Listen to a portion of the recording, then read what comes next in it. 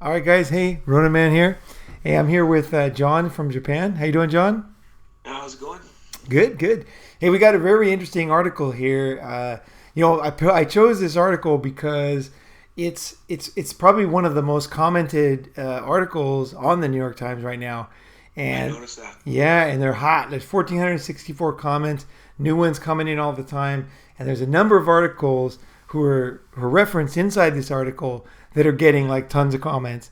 So there's a tons of uh, discussion, and there's a lot of like interest in this, and I think it's a very it struck a lot of chords, with me. So I wanted to talk about this one. This is the kind of epitomizes the war that's going on right now with men and women, and how the tactics are being what tactics are being used, and like what's being used as an example, or what's being used as is the reason given, and then the real purpose is behind there. So there's a lot of stuff going on, and I wanted to throw some stuff out here. So let's look at this here, this article. So it starts out with the universal phenomenon: men interrupting women. So men interrupt women. Okay, so that's just general. That's not business, not government, whatever. But I'll just kind of quickly go through here. Let's see. It's for women in business. It's I told you so day in Uber boardroom. That women talk too much. There was a wisecrack. Okay, there was a so they're bringing up an Uber board meeting joke in the beginning of this article, right? So this is like kind of the they're setting the stage. This is the logical foundation of the article. An Uber members wisecrack, which I haven't even heard that, and I doubt anybody who's read this has heard. But next thing is Senator Kamala Harris, Democrat of California, is being interrupted for the second time a week by her male colleagues, and there's a huge outpouring from social media, and that's true. There's a huge outpouring, right? So basically, we watched the video, and I'm sure I don't know if you watched the video. I can put a link below on the video, and you can. Yeah. Okay. Yeah, you can kind of come up with what your take is on it. I don't think it's as black and white as what they're saying. What did you hear, John? What was your? I when I watched that, it's my first time watching it. And actually, I meant to watch. It was a live broadcast, and I didn't know that scene was in there. I didn't watch the whole thing, but when I just watched it recently, I noticed that number one, the guy wasn't allowed to finish what he was saying. Right, and that was interesting because Yeah. what you said, you referenced that other article in the New York Times, which I'll put the link in below. And what was the just basically in a nutshell describe that, or I can actually put that article. I have it right here. So let's see. Here we go. Kamala Harris is interrupted again while pressing a Senate witness.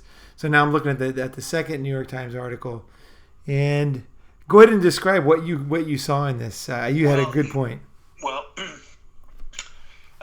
in that article, in the second article, uh, she employs a rapid fire questioning pace more commonly seen in courtrooms, a style that at times has her interrupting witnesses, which is frowned upon the Senate, where decorum is still prized. Now, decorum is a huge word. That means how do you conduct yourself, right? So if you go into a church, you act in a certain way. If you go into, you're meeting somebody above you. It doesn't matter if it's a man or a woman. There's a way you conduct yourself. You use different language. Right. There's a way, and I couldn't believe it. The man was not allowed to finish. It had nothing to do with his age or anything. It's just how they do things there. Right. So I was shocked. I was flabbergasted. I couldn't believe it. Uh, uh, I don't quite understand the. I don't get where they're going talking over her. I don't see that. It's the other way around. They weren't letting him finish. I think that's more important. right, you can for you guys watching, you go ahead and watch the video and tell me in the comments what you think about the actual video itself. But I want to be careful because the article is not just about this video. It's really a very almost all-encompassing Yeah, article, bringing in yeah. points from all over the place, from All over the place. all over the place, and with astounding goals of this article. So basically, in a nutshell, what I'm hearing you saying is like John saying is that she is a former lawyer who is bringing her legal experience and kind of like mannerisms into the Senate, right? Yeah. But the way that she did it is not the regular way that people ask questions.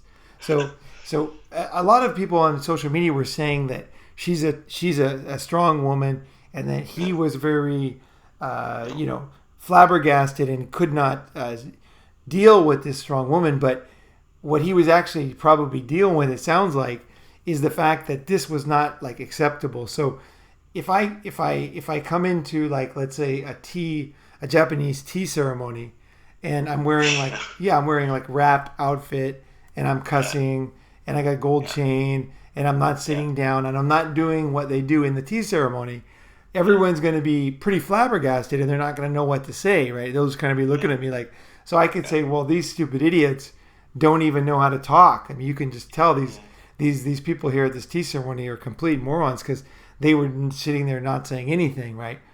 But the reason why is because they're just like, whoa, like, what is this? Like we've never had this. It's out of line.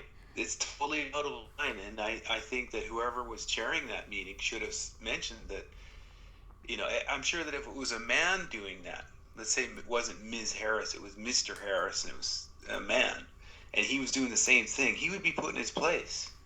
Right. This is not the standard way we do it. Give this. I'm sorry, sir. Please refrain from speaking. Let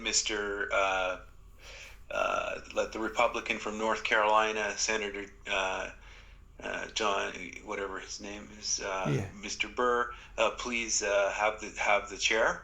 They would recorrect that person totally. I think they gave her too much room. Right. So way too much. It's an interesting angle, but that's great, and there's even much more in this article. So I'm back on the article now, the original one, right? Yeah. So okay, so academics of the women being okay. So now we're on to something else. So we started out with this. What I don't like about articles like this is when they don't have the video that they're talking about. Yeah. Which they didn't have the video in this article. It makes it very difficult to understand what they're talking about, and it almost shows that they don't really care, right? It's like they're just changing the tune. It's going in another story altogether. Right. They're just throwing stuff out there. So let's go into the next thing they're throwing out there. So now they're saying the academic studies, countless anecdotes make it clear that being interrupted, talked over, shut down, or penalized for speaking out is nearly a universal experience for women. But here's the key thing: when they are outnumbered by men. So I think, just looking at this right now, I could almost say for a fact this is so unscientific, because outnumbered is not a fact, right? It's like, well, I mean, it's a fact, obviously, if there's 7 instead of 6, but how many? Like, what does that mean? Outnumbered 100 to 1, outnumbered 49 to 51, outnumbered, like, what does that mean, and when does it change? Like, what? It's just like a universal experience. So, and let's give the women the benefit of the doubt here as we're critiquing this, is that women, I guess, basically feel that when they're talking to men, they get talked over, belittled, and let's just for now, let's just take that for granted. That either way, that's what women are definitely saying, that they feel that way, right? So, and then here we go. A few statistics show that questions directed at Uber. Now we're back at Uber, which we don't have a video of this. I don't think anybody has a video of that board meeting, but directed, and it was a joke anyway, right? Directed at Uber about how women fare in the workplace extend beyond one company, beyond Silicon Valley. So we went to Uber, then a company, now beyond Silicon Valley. Okay, now we're getting to the heart of the article. Women make up 6.4% of Fortune 500 chief executive officers. Okay, why would they bring this up? Because if we're talking about talking over people, right? If I'm writing an article about, car accidents, I would just talk about car accidents, right? Yeah. I'm not going to talk about, maybe a totally different thing. Like, I want people to use public transportation, that's my other goal, but it doesn't have anything to do with the article, right? So in this case, right? In this case, women all of a sudden. So this is how it all works, right? Is that you get these complicated articles with all these different things that they're not even like showing you. So you're kind of taking for granted this joke happened at Uber and that it was really bad, and they're taking for granted there was a Senate hearing where a woman was belittled, and then and now we're saying the real goal of the article, which is women don't make enough. There's not enough chief executive officers, and in Congress and board members in Fortune 500. So they're saying like women aren't represented, and that's really funny because it's just like it's almost like insidious in this article, because if we're going to talk about talking over people, then let's talk about that, because in that book, I don't know if you read that book, is Why Women Can't Read Maps and Men Don't Listen by the Pease couple. It's a men and woman and husband, both called Pease. I can put a link in below. I read that book, and I read it several times actually, and it was really a great book. And I can really recommend that book to you, even to MGTOW guys, because when I read that book, I actually thought, this is how deep that book was, John.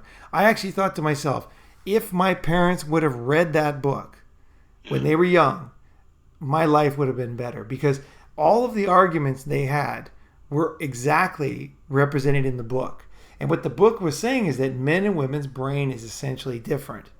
And it's because we evolved for different purposes, right? So one of the key parts of the book is that women are able to do several things at once.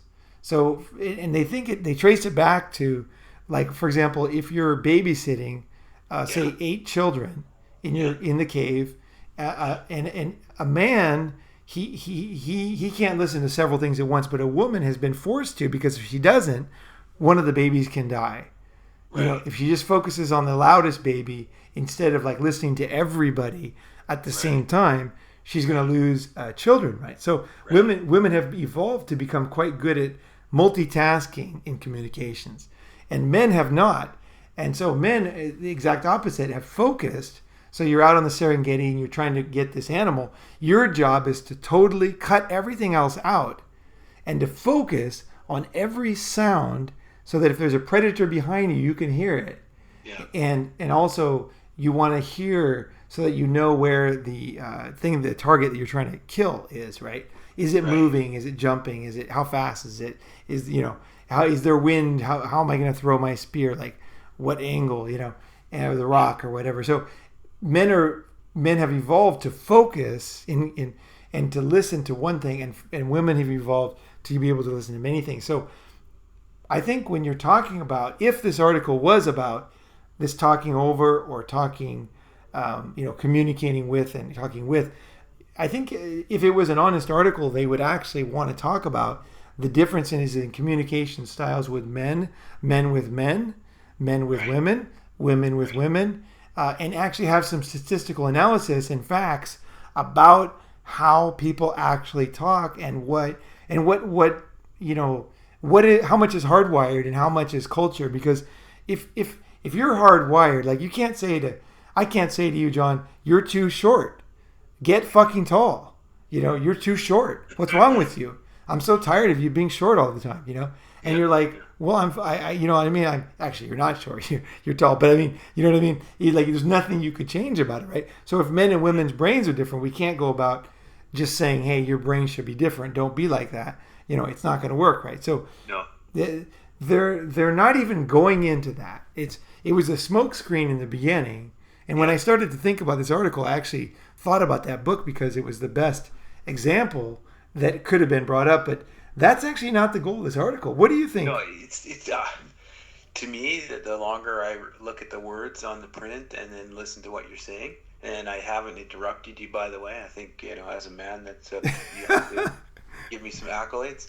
But the deal is, I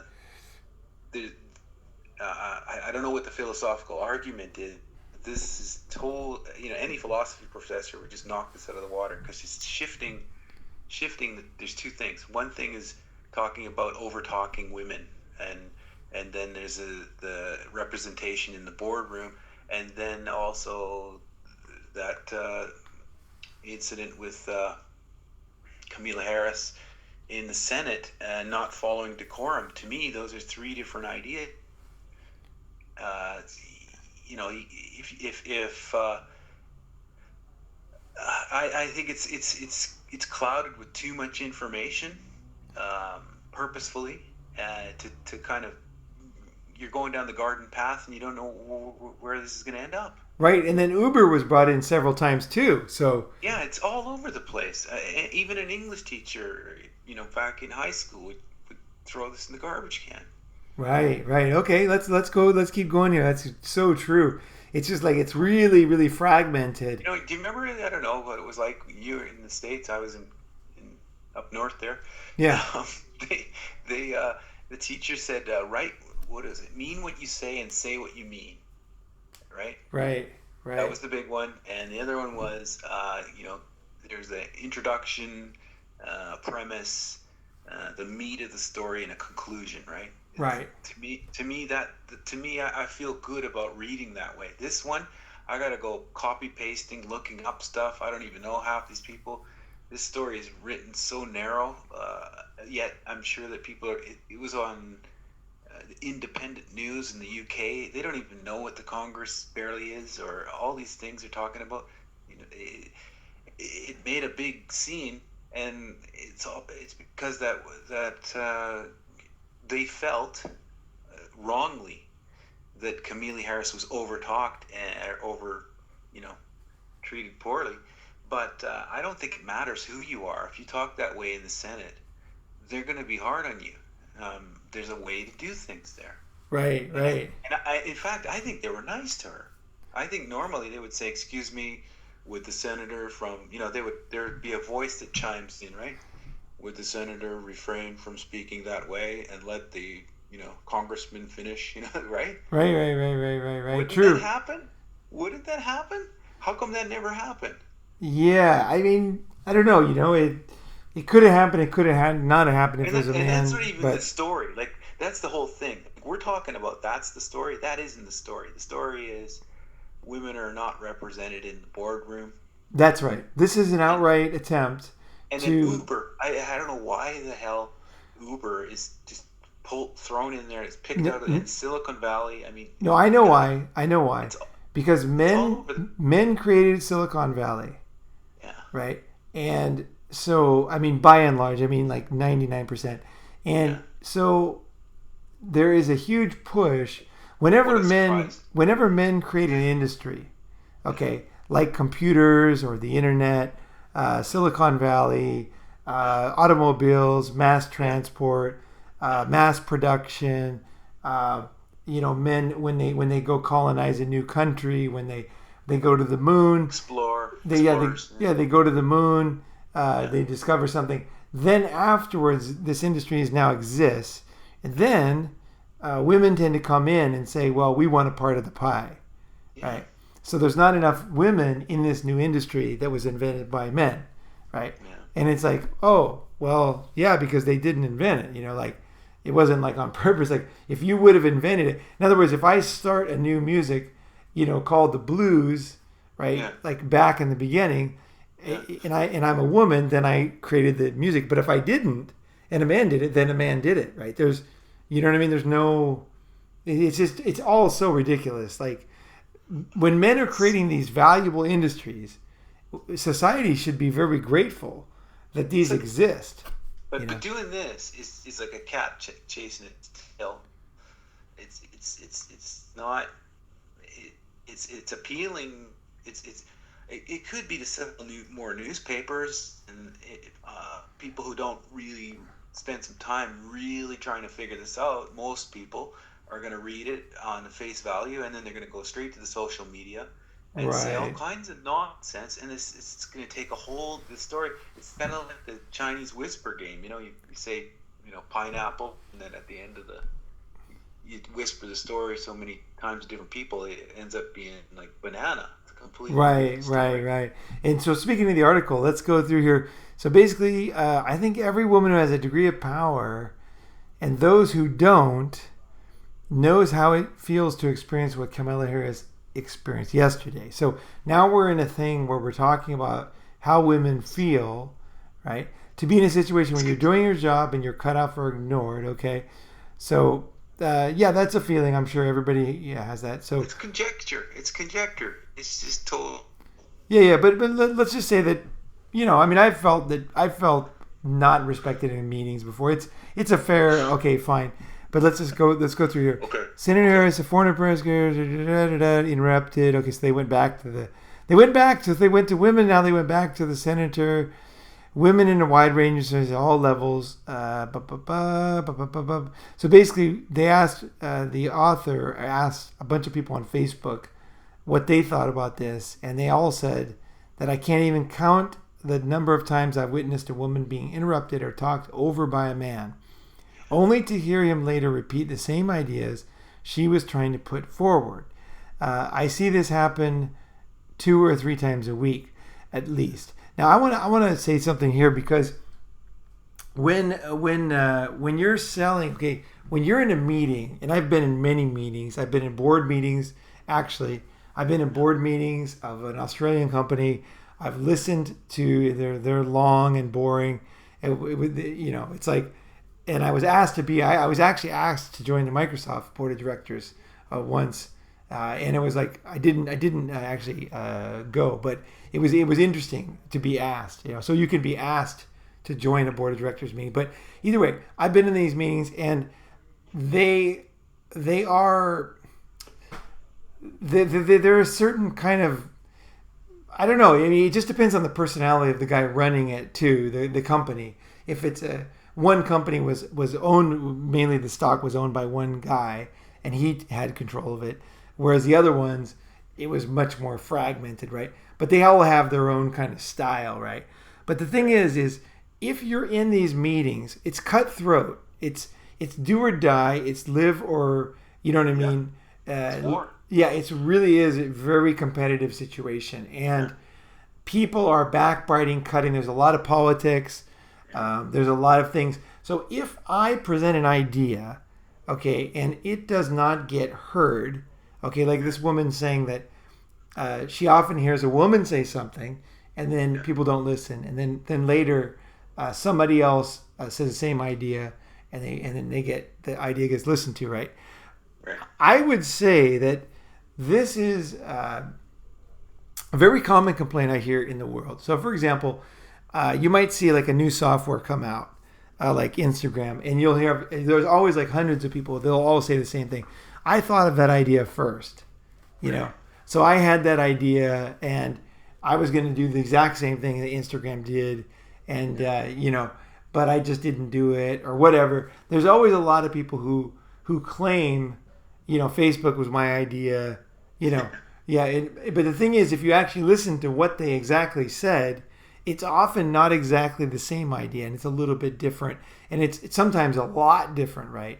Like it might have a different revenue model, or it might have, a different target audience, or it might be open source servers instead of, servers from companies. There could be some major differences in the idea. So I think there's a lot of wishful thinking when it's not hearing what the person's saying. Right. It's like there is subtle differences, right? So if I say something like if I promote like a new product idea, but it's not quite right, and somebody else perfects it, that's actually pretty common. That's totally common. And the thing is a real leader. Okay, here's actually, I just thought of something. A key thing is a real leader. The key. Well, oh gosh, I got to find this quote. It's a quote is when you're really a leader, is when people that you're leading say your idea and think it's theirs. Yeah, I've heard that one. Yeah. So essentially, my dad actually says that one. Right. So this would not be a great article. This would not be a great argument. These women are like trying to help the company and good leaders, because they're basically saying it's mine, right? They're not trying to lead the group into new things. They're saying, back then that was my idea. And also I would question whether it really was their idea, or was it a little different, right? Like one of the things I like to talk about is when I write like advertising copy, I can write like an ad. Okay, so one sentence. I can say, I don't want to say a sentence because I don't want to talk about the business I'm in. But I can say one sentence. Let's say something like, I don't know, let's just say surfing in California, right? And, Right. surf, Northern California, surfing, big waves, whatever. I make a sentence like that. And then somebody else says, well, that's good. But then they say, well, North Beach pumping, Northern California. Or someone says big barrels, somebody says, surfers, best wave of the year. There's many ways to write the headline, right? Right. There's many ways to describe the situation, and each one can be a difference between selling nothing and being a total failure, or selling millions of a product, right? So when you write something, when you write copy, the tiniest difference, and sometimes it's not even the word, sometimes it's just the color of the paper or the font. So for example, you have a website that looks like crumpled up old newspaper, or you have like a brand new white one. Those two things can have a big difference in the customer's mind and in the customer's trust level, right? So there's a lot of subtle things in business. And so I would say if you are having an idea in a business meeting, whether you're male or female, and that idea is not getting accepted, the first thing I would do is I'd say, am I a good leader? How can I improve myself?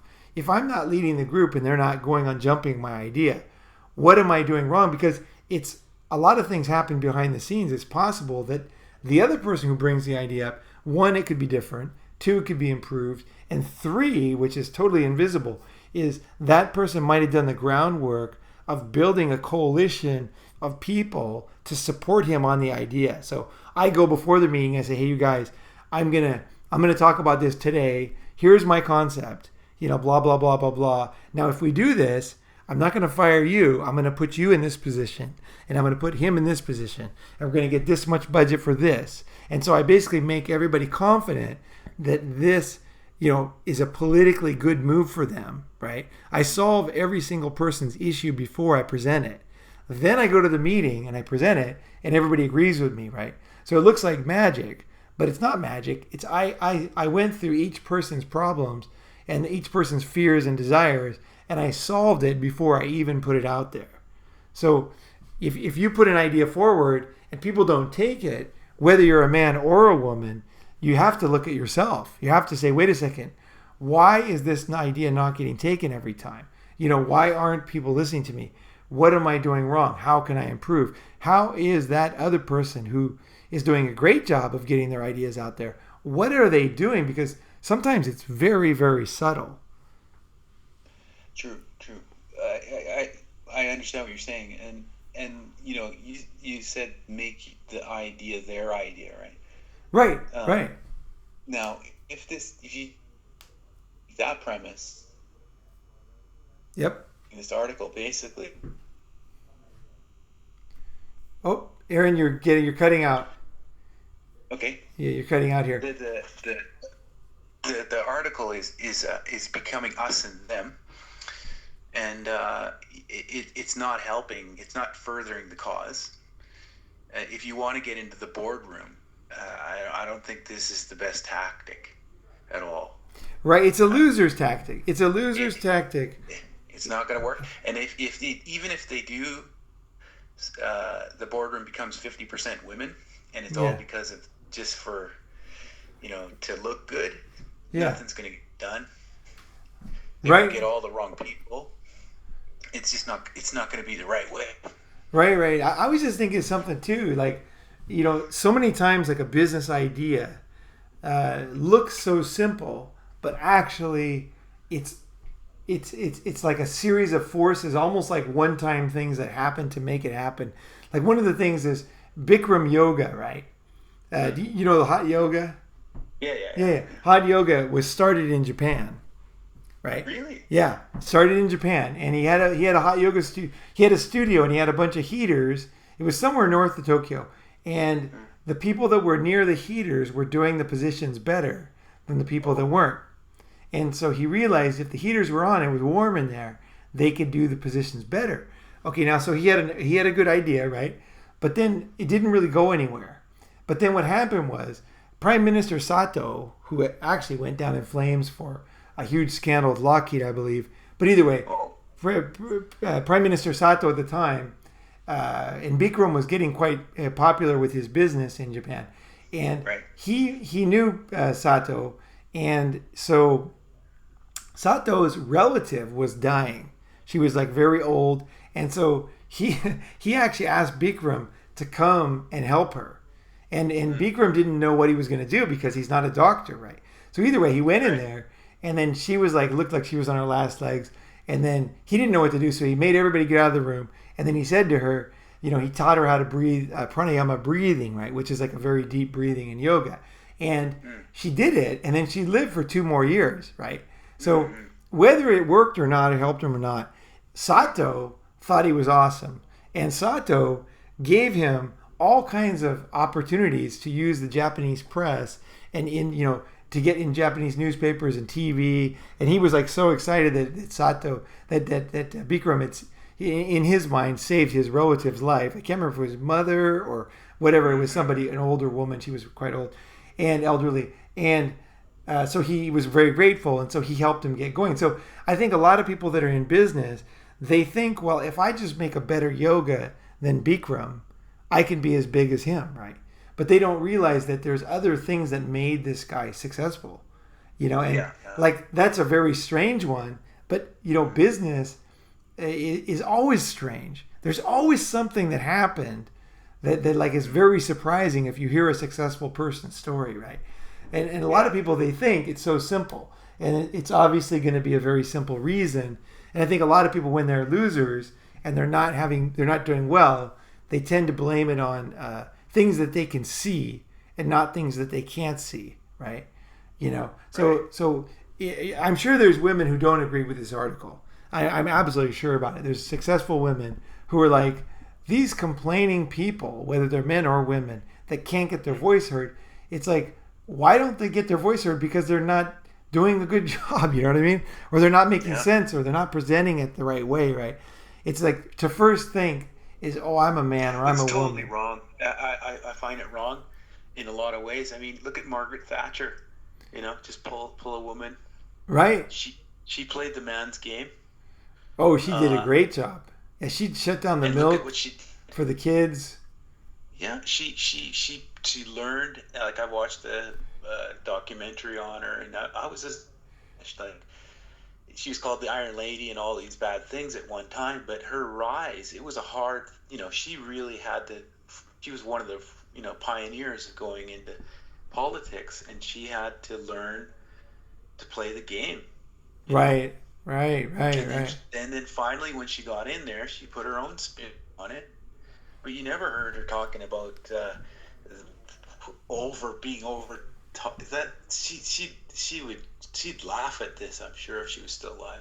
Right. Yeah, absolutely. Someone like her is like, what are you talking about? Like, what have you done in your life? Like, why are you sitting around complaining about this? Like, think of better things that you could do to do a better job rather than doing this, right? Okay, great. Let's go into this. That's a perfect example, and I'm sure you could find a half a dozen more at least.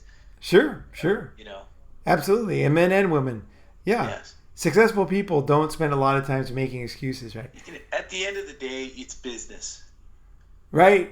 It is business, and if you have a better idea, you can definitely do well in life, and you can get your voice heard. And it's just ridiculous to think that it's not the case, that no one listens to you. Okay, let's go here. I used to work for one of the 10 lists, and now they're going back into other stories. It's the exact same thing. The female staff during meetings said something would be shot down, and then later would reappear as a week or two as his own brilliant idea. Okay, this is fucking really, really key.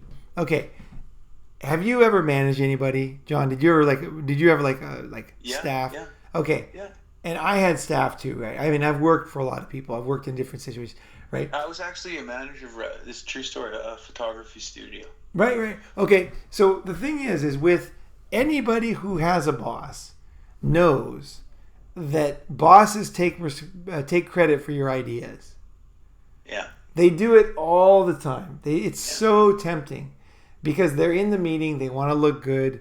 They have this new idea, and they just say, well, take it on the chin, son. Yeah. Like, it's just like you're below me. When you're in this position, you can do the same thing. I don't think managers taking subordinates' ideas, credit for their ideas, is so common, and it has nothing to do with sex. It has nothing to do with sex. This is something that happens all the time, and it's a problem. I mean, it's very frustrating. I know when it happens, it's like you want to shoot somebody, but it's just a common thing, right? It's like, I had it happen, and that's why I do my own job. I do my own business because I really, all these things are frustrating to me too, right? I don't like when this kind of thing happens, Right. to me. I don't like when someone takes my ideas, especially because I have a lot of good ideas, and these ideas get taken, and then I feel like I don't have anything left. But actually, I have more ideas inside me. So every time I remember that and get more confident, it's like if someone does take my idea, it's like, okay, next. I'm gonna have another idea in another half an hour, another hour. That's going to be a good idea, right? So that's how you overcome that one. Is not by saying is by having confidence. It's by having more to give, because you will get fucked over. Like, life is hard, and things will get in your way, and people will take credit for stuff that you said, and people will steal your research, and your ideas will get copied, and all that stuff will happen. But the thing is, what do you do in that situation? Do you know what I mean? Do you keep moving forward, or do you spend a lot of wasted time and energy fighting the guy who did it to you, right? So here's what they did here. Is basically their concept was, if this happens, they're okay. In other words, if someone talks over them, they're going to get angry. This is their solution, right? So the study was based on, can an angry woman get ahead? Now, this is a very stupid idea to make a study based on, because anger and business don't really match. Like, if there was an angry man get ahead, like, nobody gets an angry man, angry woman. It just doesn't. It's a stupid. It's totally a stupid concept, right? But they're basically saying that. But this is in line with feminists. Is basically what I'm doing isn't working. So it's kind of like that article before about women, that men are not choosing them. And so they're saying, why don't men choose smart women? Because they think they're smart, and the other girl that guy picks is not smart, right? So instead of looking at themselves, they're just like lashing out. So like, if this happens to me, I'm just going to be super pissed off, and then it's going to fix it. But no, that doesn't help at all, because being angry just alienates you and drives people away, right? So it makes no sense. Their whole mindset is screwed, right? Instead of thinking about themselves, they're immediately assuming it's because the way they look, it's because their gender, and their only solution is to be angry, right? Yeah. That's a very, very poor solution. And then in the article, is the study says angry women are seen as incompetent and unworthy of power. Yeah, I mean, that's not a good thing. It doesn't add anything. Nobody wants angry people, men or women, right? So then we go back to President Trump. Now we're on President Trump, Senator Harris, and then shouting, hysterical, and then Facebook. And now it's like, now we're talking Facebook articles, right? If you complain, you're excluded as the only woman on a particular board, blah, blah, blah, blah. So the woman, now here's another thing. She's just basically saying she was at a board meeting, and the guy said that she was good because she's tall and strong like a man. Like, what does this have to do with the whole article? This is just a hodgepodge of complaints. And Can I? yeah, Can I? yeah. Will you permit me to interrupt? Hit me, Your Royal Highness. Jesus. It's funny when you hear and read stuff.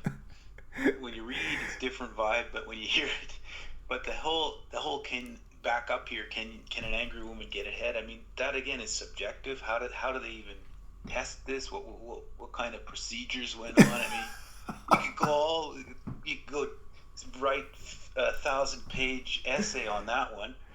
I don't see how this person who wrote this article could put that in there in the first place, and then throwing Trump in there now. I mean, anything else, like he's just grabbing at straws here. Just Right. throwing Trump in there, isn't that a little convenient? He's like he's not a very well liked man by the feminists now. Right. Just throwing there isn't a coincidence. It's just anybody that they hate is getting thrown in there. Uber is like And really and hated right now. to his defense, what about his staff? His daughter, his wife, they're all key to his cabinet. There's a lot of key females in his cabinet. I mean, what is she talking about? It's Right. Well, it's not about. it just doesn't make sense. It's very confusing, and you could easily get thrown off track if you don't, keep going back to what's the crux of this story, right? Right. There is no story. It's Just a rant. it's a rant. But it has a very clear purpose, which we're going to get to later, and it's a nefarious purpose, right? Okay, so here we go back to. Are you finished with that one? You go. Yeah. Okay, so women back to outnumbered in the positions and the gender-based stereotypes. Women are okay. Now we're back to we were just at women are outnumbered, right? And then now we're back to women are too soft, never just right. So women are complaining, or these women are complaining that there's never any, like the soup is too hot or too cold. It's never just right?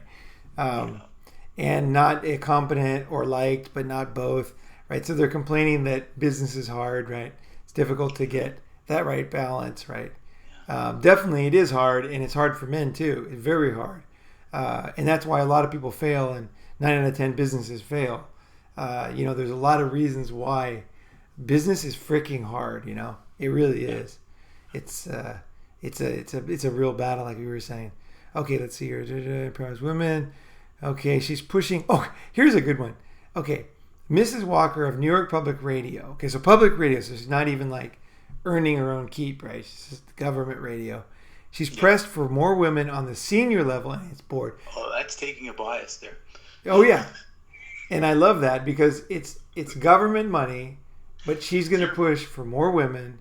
It's your tax dollars hard at work. Yeah, you don't have to have people listening because it doesn't matter because the government's paying for it to be on there, and we're just going to do whatever we think is right.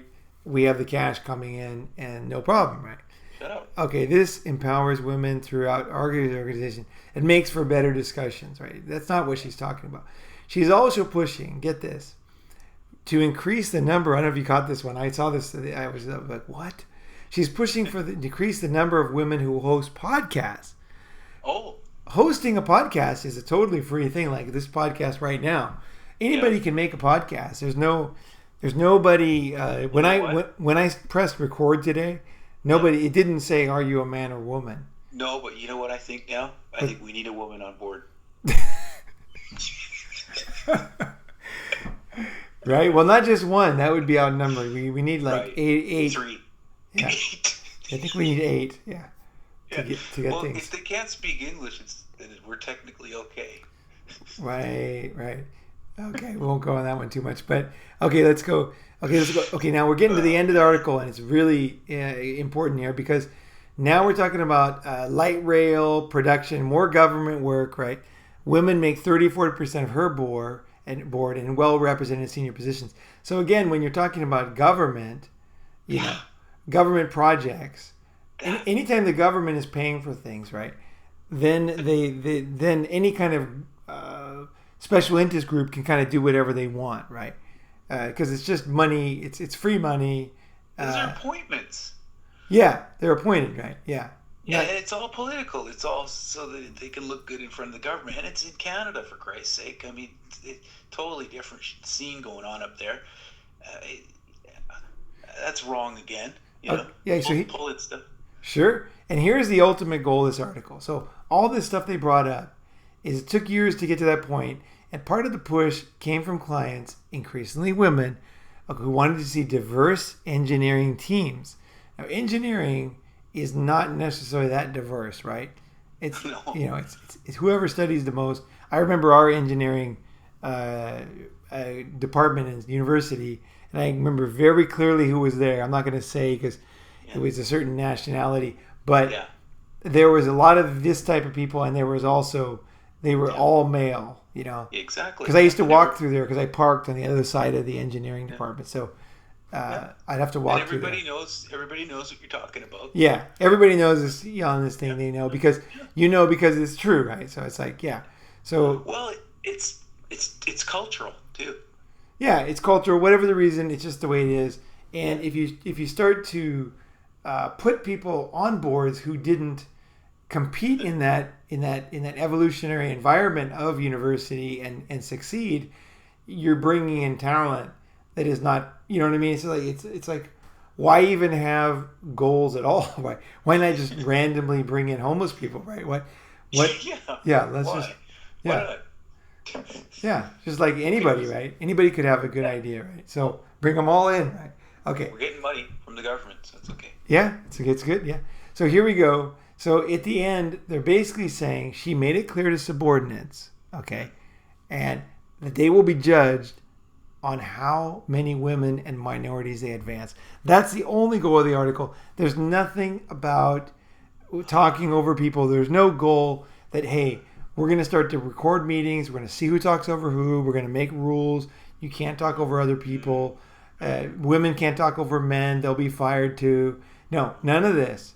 It's the ultimate. It's all that was just hogwash to get to the ultimate goal is getting men out of boardrooms. Now, interestingly enough, I think a lot of people, feminists also, understand that 70% of teachers are female, right? Yeah. But they're not trying to get more men into teaching. No. That there's no goal there. And also, like 99% of deaths on the battlefield are male. But they're not trying to get women into death on the battlefield. Yeah. Right? There's men die 6-7 years younger than women. They're not trying to increase men's life to get it even with women. And also, like like deaths at the business on the job. It's oil rigs. You don't see tons of women there. No, it's the deaths on oil rigs. I don't have the stats right here, but it's in the 90s, like 6% of deaths at the workplace are You ever are seen men. those guys slinging chain? Oh yeah. Chain it's nasty. Oh That yeah. chain, Oh yeah. death. And so men die, but none of these are. If we're talking about equality, if we're talking about fairness, we would talk about the education industry. We talk about all these other things, but none of that is really the goal. So it's good to know, but it's not the goal. The goal is to get the powerful positions that pay the most money, and getting women in there. It's not trying to get even in the jobs that suck, that are all men. All the tough jobs, hard jobs, dangerous jobs are men, right? The soldiers, the street cleaners, the guys pouring concrete, you know what I mean? The guys Building houses, digging wells, you know. It's that there's nothing that. It's just the plum jobs that are filled by guys. Those jobs are going to be gone. But it's even more than that. They're also saying, like, basically they're going to clean out everybody on the board. Yeah. This is their goal, because to bring in women and minorities, that means men, right? Too. Yeah. So basically saying, like, the board now, they talk over you. They're no good. They're testosterone crazy guys. We need to get rid of all of them and bring in a total, like, basically a Benetton ad. They want the board to look like a Benetton ad. I really believe that. That's what this article, in the end, that is exactly what they're saying. Yeah. Well, unfortunately, money and business don't see that stuff. They look at the bottom line. You know, they look at qualifications. They look at what can you do? What did you do? What have you done? Right? That's the truth. You pick up somebody's resume. There's no picture attached to it usually. Oh, what's this guy done? What's this person done? You know. Oh, it's a woman. Fuck it, throw it in the bin, right? Oh, it's it's an ethnicity I don't like. Throw it in the garbage can. No, if that guy's the top in his or her a game, they're on board like yesterday. Well, I think it's even more than that. I think, in my experience, and I don't know what this is. Again, this is anecdotal, like they in the Yeah, article, but yeah, my experience has been if a beautiful woman or a woman says something, guys tend to agree with her. yeah. Quite common because they want the chance to sleep with her or something, or Oh, okay. That kind of like in a fog kind of agreement. Yeah, well, they want to be on her good side, right? It's yeah. like Oh, yeah. you know, When mom's happy, everybody's happy. yeah. I mean, it's like when the hot girl says something, everybody's like, oh yeah, you know, Yeah, that's a funny joke. That's awesome, You're, yeah, and then yeah. meanwhile, Your yeah, buddies are like kicking you in the nuts for acting like an idiot. Yeah. yeah. So it's like I don't know, guys. Like basically they are going for the board positions, and I believe they're going to win. I believe that they are going to. Really? Yeah, I think so. They're really. It's all this stuff: mansplaining, manspreading, talking over women. It's all these. Violence is all men, which is totally have been proven false by the bureau, all kinds of like U.S. government statistics that violent relationships are very what's it called, like both sides, right? They're both violent people tend to get together. So the woman is violent, the man is violent. They make a violent couple, Yeah. right? So but all these things are just to the side. The whole purpose is to throw. It's like Okay. it's like attack after attack after attack after attack with complicated articles and throwing you off balance. But Yeah. the ultimate goal is to clean you out of the high-paying jobs. And they're Right. Yeah. Sort of take over your house and kick you out to the street. yeah, and they're doing it, and especially with things like governments, government positions, or if you have a government contract, or if you're the military, that the women have a huge advantage because it's not about performing; it's about other things, right? So Oh. Talking about government, there's all kinds of incentives for entrepreneurial loans and subsidies and programs to get women into having their own business. And I was reading an article, even in South Africa, there's more money thrown at women there than men for starting their own business. It's happening all over the world, right. All these programs, right? Oh, for sure. And all this stuff And has an effect. Yeah. and one more thing is, okay, let's say things go the way you think it's going to go, right? They take over the boardroom, men are kicked to the curb. Well, where are they going to, history says, like history, right? His story says that, men came up with ideas. Men were the creative ones. Men were the artists. We're the ones that designed things. So what are they going to do in this boardroom? They're all going to like talk about each other's Yeah, I think. clothing choices that day. What the hell are they going to talk about? Well, I think that if you, I mean, yeah, if you kick out the producers in a business, and you bring in the losers, right? Yeah. You bring in the non-producers, right? It definitely has a effect on the business, right? And And then just steal ideas from guys on the side. Like, oh, give me some ideas. I got to go to a boardroom meeting. well, no, because there always are. Everybody has ideas. Like ideas are. It's like everybody says they're like assholes. Everybody's got one, but it doesn't mean that all ideas have the same value, right? Yeah. So like a guy like Travis Kalanick and Uber, this company was a very unique idea, and it was a very advanced idea, and so he created a huge business, whether you like it or don't like it, or if some people think it's losing money, so it's not a good business. Whatever you think about it, it is a business that's used all over the world. Here in Bangkok, Uber is huge. I use Uber all the time. It's better than the taxis, and it's more reliable and more trustworthy. And I know who they are because I have their name, I have their address, I have their license plate number and their picture. So if I want to complain, I have everything on my phone when I use when I use an Uber, I know the guy's name, I know his face, and I can say, I left my phone in this guy's car at this time because it's all in the app. Like when I used it, what time I got out, where the car was, everything. It's all on there. So it was being attacked in the beginning as being more dangerous than taxis, but actually there's been less rapes and less robberies in Uber than there ever was in taxis because you know who the guy is, right? You can report him right away, where before the taxi was almost like this guy you didn't know. If you're drunk and you got in a taxi, if you didn't remember license plate, which you usually didn't, you would have no idea if you didn't get the receipt, right? So it's actually done a lot of good things. And whenever Uber goes to a city, deaths by alcohol like drunk driving, drop like I think it's between 30 and 40%. So so when a city legalizes Uber, they save a lot of lives because a lot of people drive drunk not because they want to, but because they don't have an option. So when Uber's there, they use Uber, right?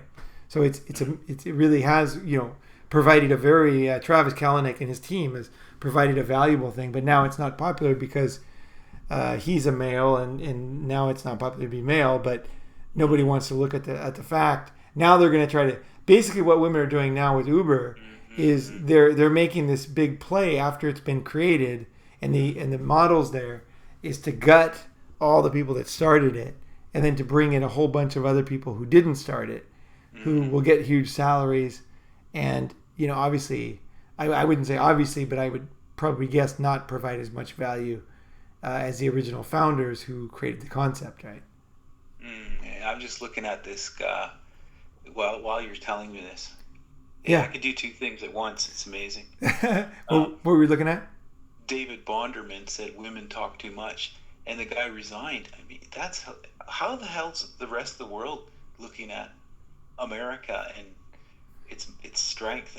I'm sure guys in India and the Middle East and Saudi Arabia, they must get a good laugh. Yeah, one slip of the tongue and a guy is on his ass. That's insane. You can create a business like Uber and then make one wrong comment, and then you're out. And then somebody who didn't create the business, who would never have created the business, is now in charge. Has the money and the same brand names on the cars, and that's just greed. That's all it is. Business cars. It's just greed. And it's a power play. Let the guy say, I'm sorry, I apologize, and bow or something like they do in Japan, Right. They didn't even give him a chance to bow. Right. He's just rushed out of there, come on. I'm sure that their dad says a sexist joke once in a while. I mean, come on. It's just total insanity. I can't understand it. Yeah, it's really... that's partly why I don't live in North America. Yeah, because I just can't stand this stuff, and the way that I the only way you can really be free. My second video was about being unblackmailable. Yeah. And when you work for one of these corporations, you have a boss who, let's face it, you have to kiss ass to, and is going to steal your ideas. Like we talked about. Whether you're male or female, right? You're going to be squished when you're low on the totem pole. The corporate world is rough. Everybody knows it's not an easy thing. It's not fun, and you have to be a beta. You have to be a beta male to these other females and to these males that are in front of you, right? That's not a good way to be a big tow. That's not a good way to be a strong man. That's why I highly recommend getting out of all this insanity, starting your own business, and hire the people that you want to hire, or have a one-man band where you have your own business and you're earning money and you just outsource stuff. When you need something done, you outsource it using one of the outsourcing services online, right? Or even just put an ad on Craigslist and you get somebody to do a certain service for you, So don't feel like as a guy that there is no hope, because actually there is hope, because to me, the corporate world... I don't feel that way. No, I don't feel that way here, but I could see how you could feel that way if you're living back there, yeah. Yeah, well, I think a lot of people, if they studied, hard and they worked hard to get into the corporate world, they went to a good school like Harvard, they feel like that was their whole goal, their whole life. And then now they're seeing this happen. They're seeing that they're going to be kicked out, even if they're create a business and create a lot of value and you know what I mean? Like have done the whole thing. They could still be kicked out based on one sentence, one interview, one video can make you a pariah, a racist, and it can be mansplaining, spreading, explaining, cutting off women. There's going to be thousands more. It's like a cut. What is it? Cut by 1,000. What is it? Death by 1,000 cuts is an old Chinese torture. Yeah. It's just like tiny little paper cuts, but you get enough of them and it kills you, right? Yeah. It weakens you. Disease comes in, and you get killed, right? So that's what's happening right now. It's just death by 1,000 cuts. So none of these is like a death blow, but it puts guys on the back pedal. Like, what should I do? Like, how am I going to? How do I talk to these women? Like, how do I present? Like, if a woman comes into the Senate acting like a lawyer when that's not common, like, what are you supposed to do? Are you supposed to call it like it is and say, look, this is not the way we act around here. This is not our tradition. In the Senate, you give people time to answer their questions, and you do this and you do that, right? But or do you just like go along with it, right? And then answer the questions quickly. That's another way to do it. I think the senator that was answering the questions was a little bit slow-witted, if you ask me. Yeah. And he was a little bit befuddled, and it was probably because he's older, and he's used to doing it this way. He's a creature of habit. I mean, I'm not defending the guy. Like these kind of guys, I wouldn't hire the kind of guy like that. But either way, most people are not geniuses. Most people are not discovering the relativity and gravity and how graphene. Yeah, he had to be on his toes. He didn't know who he was going up against there. Right. Yeah. But most people are not super flexible. And men or women, right? When you're older. But that does teach you something about how men and women talk. Just watching that one video is that even down to the littlest thing. He just continued to talk, and that he kept digging a hole, right? Even though he was right. I don't know for sure because I've never been in the Senate, and I don't really watch. I mean, there's a certain decorum that they're given a certain amount of time limit to speak. Right. And she was talking over him, even though it sounded like he was talking over her, because she was jumping into the next question, and he was just finishing off his last question. So I know, but what I'm saying is I read a lot of the comments. There's 1,400 comments, right? And a lot of people were saying that she only had 5 minutes, and that there's a limit on her time, and then also that he could have been filibustering, which is like trying to talk, until it was finished. Okay. So that is possible. Those both can be possible, but in the political world, he's not the first person to filibuster, right? It's like that's why there's a word for it, right? It's like a common thing, right? So it's if he was doing that, it's like okay, that he was doing that, true. Right? Yeah. True. So I don't want to say for sure. I don't know what the Senate's like, but there's all kinds of possibilities, right? Yeah, I think they took this and made it into something it wasn't. Yeah, well, it was used as an argument that women should take all the corporate board seats and minorities, and that is just not a. It's a non sequitur. It doesn't follow. It's illogical, and so when you're reading an article like this, you really have to like say, when am I just going to ignore this? Like this is complicated, right? How much of my brain power do I want to waste on what feminists are doing? Or you say, wait a second, this is important. I'm going to take my time to figure this out, because I know when we prepared for this, it took 2 days because there was so much stuff here and it was all so unrelated, right?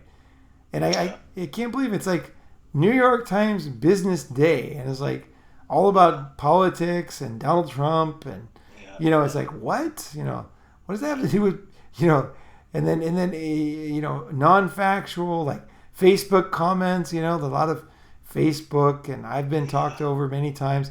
My idea was stolen by men, it's like ideas are stolen, right? My idea that I had for a pet and toy company was stolen by a large company, and they killed me, with my idea. It was a good idea, uh, you know. And actually, the idea originally came from my mom. It was a really good idea, but it just didn't. Somebody stole it from me, and I had to go move on to another business. And that's just kind of the way the business world is. It's pretty rough and tumble out there. I don't know if this woman here is ready for that. She's not Margaret Thatcher, as you said. Well, no, and they gave her a place to write an article in a well-known newspaper, and it got a lot of traction. Like you said, 1,000 comments, and overseas newspapers, and what are people going to get from it? All it's going to do is say that men are, we don't need them and get rid of them. Well, no, they're not saying that, because they're not saying let's get rid of them out of the the road paving business, or or the military, like the Green Berets. Let's get rid of them. The guys. Let me shoot the rifle. Yeah, the guys who take care of the nuclear weapons. They're not saying that. The guy who carries the nuclear football for the president. Yeah, no, they're not saying that. They're not saying, and the dangerous jobs and all that. They're not saying that. It's just another way to take the best stuff that was created by men, the gems, to come in and clean them out and take over the money and the power for yourself. And that's what this group is doing, and that's why a lot of women are turning against feminists, because intelligent women, and there are plenty, see through this. They're like, wait a second, didn't guys invent a lot of this stuff? Like, wait a second, like, did this woman, like, what did she invent? Like, either of these two women here, like, which drug did they discover? Did they go to the moon? Did they, you know what I mean? Like, what great thing did they do? Or is this just like getting money off politics and governments and scooping up, kicking out people that created things and then scooping up the good jobs, right? Is that what it's? They're trying to kick out Trump. They're trying to kick out men out of boardrooms. But of course, men that keep the society going and keep the oil on the machine, there's no talk about that. There's no talk about that. The machine has to continue, and men have to continue working, but women will be on top. I wonder how much talk is about Father's Day to you. Just think about that. That's tomorrow. Yeah. And Mother's Day. How much the difference in those two things. Oh yeah.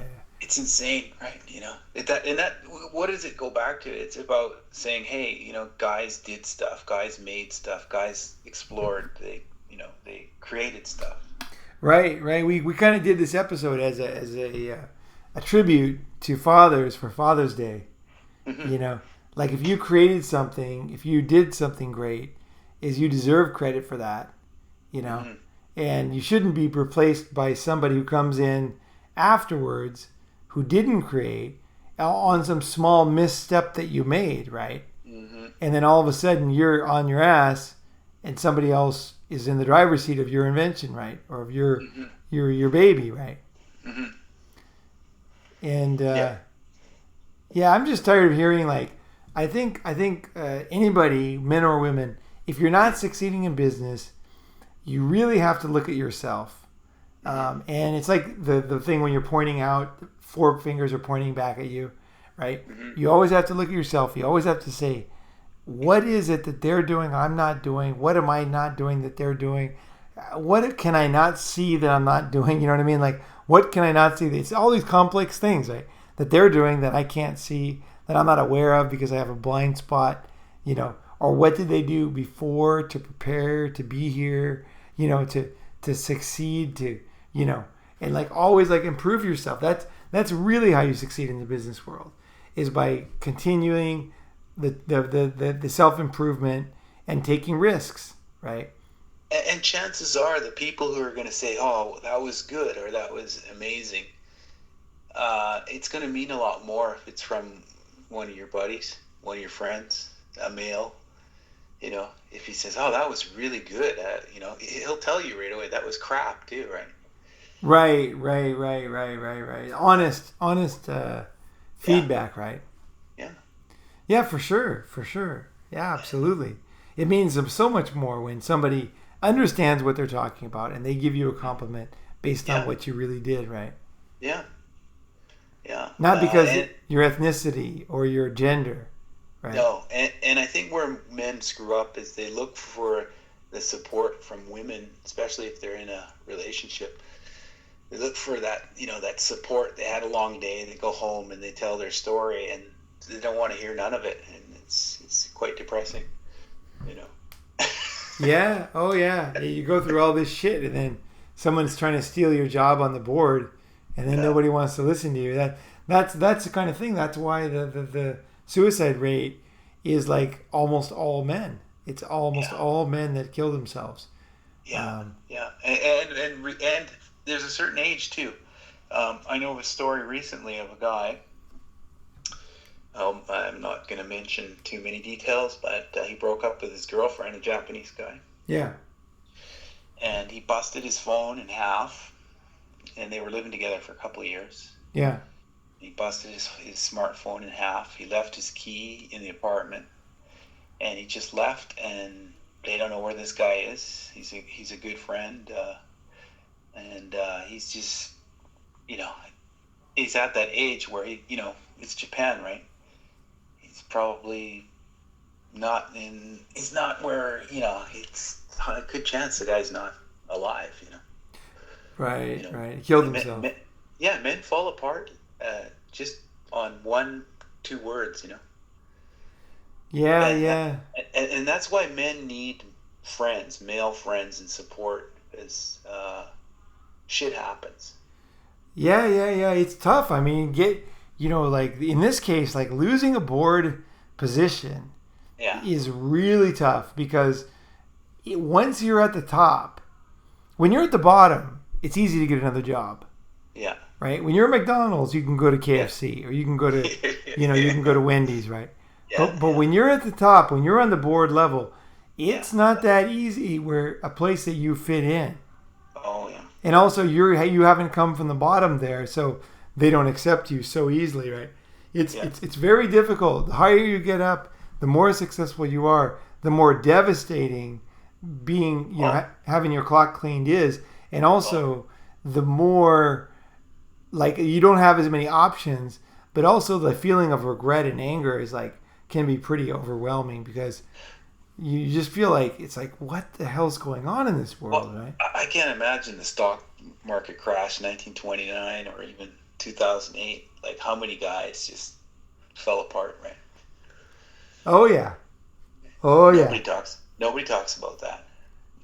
I don't talk about it because I've never done that. Yeah, I know, but I could just No, imagine no, but no, because no. But I'm listening because I'm thinking they, like just they got the because I world on their haven't. shoulders, right? They got all this money and all opportunity, and then it all falls apart. Right. Yeah, that's one thing I've learned is like no matter where I am in life, if I'm on Yeah, top or I'm on the bottom, I know that I am totally fine. yeah, And that I'm me. And I literally can go from the top to the bottom and I just say, I wake up and I say, I'm fine. Like, I don't care that I don't have all these other things I used to have. It's like I just move on and I say, okay, well, now I'm in a new position. Time has moved on. yeah. How has the internet changed the world? What's going on now? What skills did I learn up to this point and I look at my life all over again. I say, what would I do if I could redo my whole life? Like, what do I really want to do? And did I really want to do that thing I lost? Like, was it so Yeah. great being on that board, or Right. would I be better off starting a new company or doing something else right? And that's what I just always do. I will not fucking fall into that pit of morass. Just No, no, no, no fucking way. no. I'm not. I'm just saying that, like, that's a pretty narrow. It's a narrow. It's the same as to me when they fall apart. There, it's the same as being on the front lines in Afghanistan or Iraq. It's probably the same feeling. The oh my God, like this is do or die. Yeah. It's, it's good to have sympathy for guys, and women too. Obviously, have sympathy for humans, but in this case, right now we're seeing guys targeted unfairly in boards who worked their ass off to get there, and they're just going to be cleaned out. And not only that, but the people that are doing the hiring on the board are getting paid to hire people that aren't like them. Yeah. Like, not even anything about what they're capable of doing and skills. It's just like, you are not welcome here. Okay, well, if this goes on in North America, do you think that the rest of the Chinese or whatever, any other powerful country is going to go along with this? I think that these ideas are like memes. They're like mind memes, like Daniel Dennett said in his TED Talk, and that these memes are repeated by humans. And there's there are women, like Chinese women or Chinese men that are in America studying, and they're hearing this, and now that's becoming part of their way of thinking, and then they're going back to China and bringing those ideas. So yeah, I do think ideas do spread, and whether they will reach the same level, I don't know. But yeah, no, definitely these ideas hurt more than just Western countries. They're destructive all over the world, right? It's like they have this saying in Japan. We say the bad apple. Here it's the rotten orange spoils the orange box, right? Oh yeah, like, well, even for example, like, let's say that this phenomena is happening in the States or North America and Europe, and then those women get executive jobs in Asia because they're being assigned to Tokyo, assigned to Shanghai, assigned to Hong Kong, and they're taking their personality with them. I'm not going to say who this was, but I worked with a top executive, a Hollywood executive, and she told me point blank, okay? She told me point blank, I don't hire any men. And she was very high level in Hollywood. There you go. She was like number 2 at a large, well-known studio. And she told me directly, I do not hire men. And I was like, isn't that illegal? Like, to say that, and she didn't give a fuck, She doesn't hire men. That's the way it is. And I wasn't trying to get hired. She was my client. I was selling to her, but she just like was so proud of it. She was telling me her philosophy, and also she was drinking. I took her out to dinner because she was my client, right? So, and then she told me that. I was like, wow. So basically, a lot of the bad habits that used to happen are now openly, blatantly being practiced by women, and no one can do anything about it. This woman's very high up, and no one's going to stop her. It's bigotry at its finest. Yeah. As long as it's women, there's going to be no backlash. Men can't really do anything. If I would have called a reporter and said, you got to write about this, they'd be like, "Are you crazy?" Like, look at the number of women in boardrooms. Like, she's in a boardroom. How can we be against her? Not only that, all the advertising that goes along with the company that person works for, it's in the media. They're connected. They don't want to. Yeah, the facts don't matter. It's the way that it looks. She's in the boardroom. She's on top of Hollywood. If you attack her, like, who else? Like, this is the success story you're supposed to be promoting, or accolades for her, right? You're not supposed to. If she's messing up, you're not supposed to say anything, right? It's just crazy. So let's go back to the positive here. Let's try it on the positive.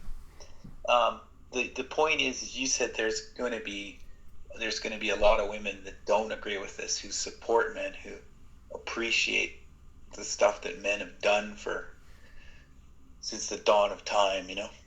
Well, I mean, I think there are women like that, but I don't think that a guy, especially MGTOW, can wait around for that and hope for that.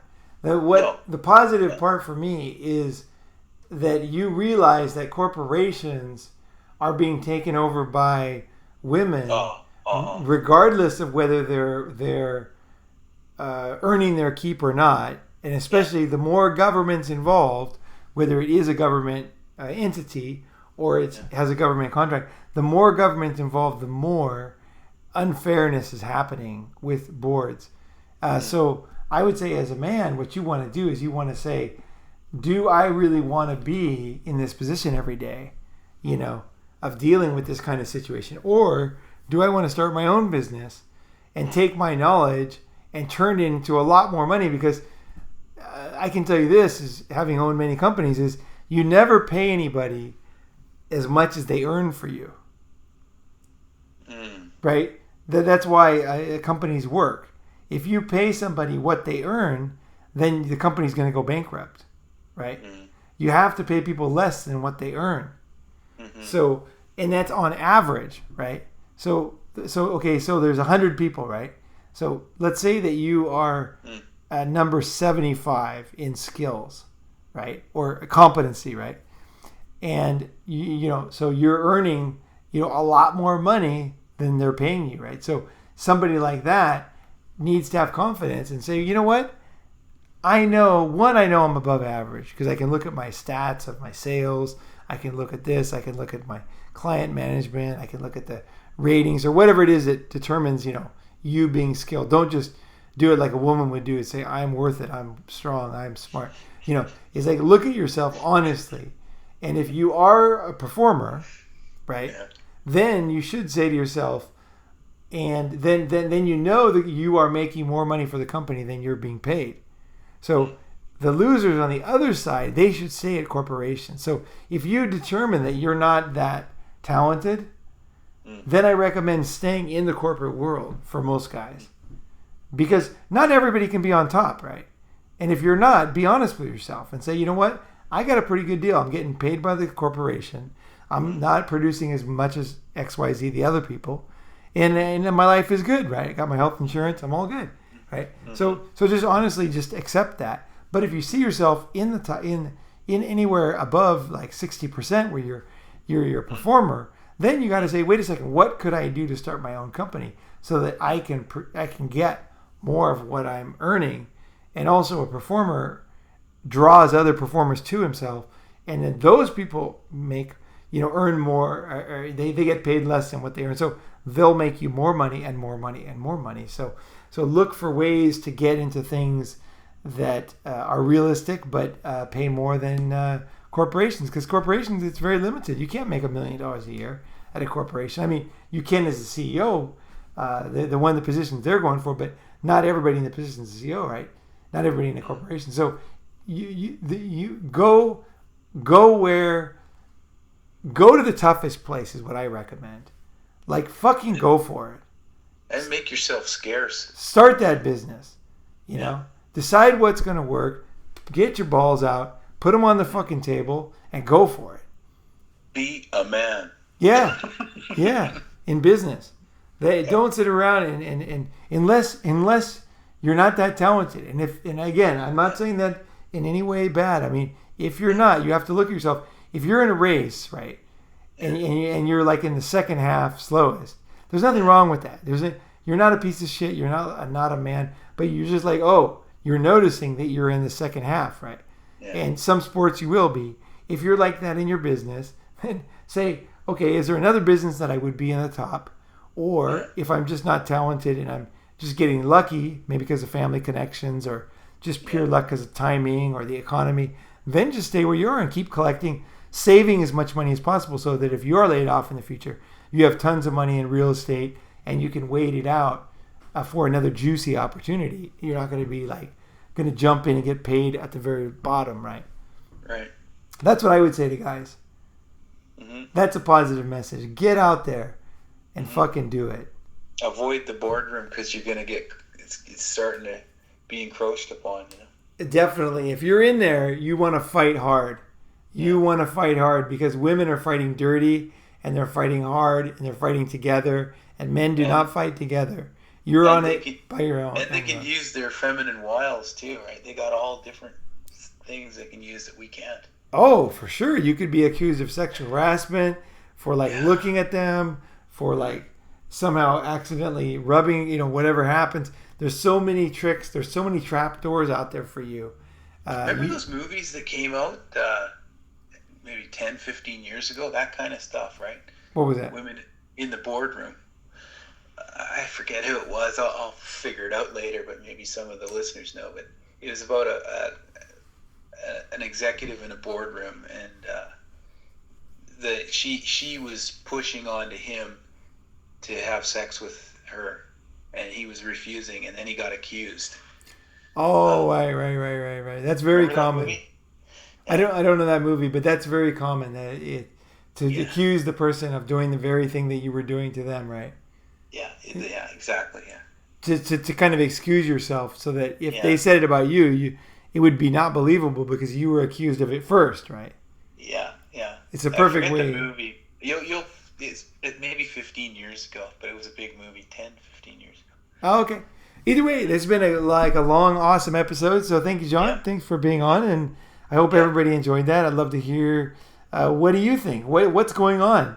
The fuck is going on here? We're being attacked. What is your take? What should we do? What are the solutions? And the successful solutions, right? Not the angry solutions, right?